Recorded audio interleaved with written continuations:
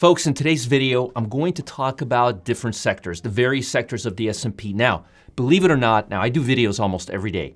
What you're going to see today may be the most important video of the year.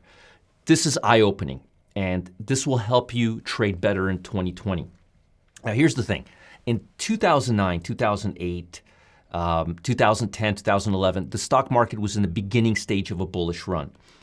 No matter where you put your money, you would get a winner. But right now, the market is a little more mature.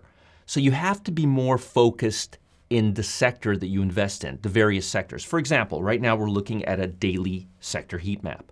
If you look at the consumer discretionary sector, it's up 0.40% today, whereas communication services are down. This chart right here we're looking at, this table. This shows all the 10 sectors that make up the S&P 500. All of the 500 stocks in the S&P 500 are within these 10 sectors. Some have 40 stocks, some have 60 stocks. But when you add all these 10 sectors together, you get the 500 S&P stocks. This is a cumulative strength index. This is a CSI scan that takes the 1 month, 3 month, and 6 months and averages them together and gives me a good eye's view of where each sector is within the S&P 500. So, for example, take a look at technology. Over the last 6 months, technology has returned 19.98%. So if you invested in the technology sector, you would be up close to 20%. But let's say you invested in the real estate sector. Well, you would only be up 2.19%. Think it's a coincidence? Let's look some more. Let's look at the consumer discretionary sector. Over the last month, it's up almost 5%, 4.98%. Real estate sector, 0.55%.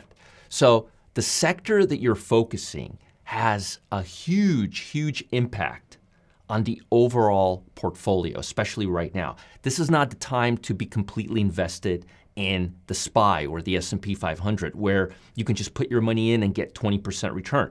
You have to be savvy, you have to be nimble, and you have to be in the right sector. And if you don't know what sector to invest in, it can be the difference between losing 3% and making 19.98%.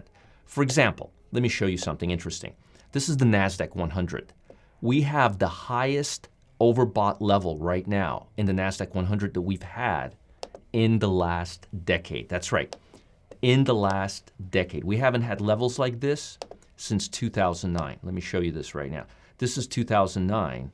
Right here, we're above 90%. That means over 90% of stocks in the NASDAQ 100 are trading above the 50-day moving average. Right now, we're close to that level. So right now may not be the best time for tech stocks. Right now may be a best time for consumer stocks. But the point I'm making is the sectors themselves can shape the amount of gains and losses you can get. You can short a sector, you can buy a sector, you can leverage a sector.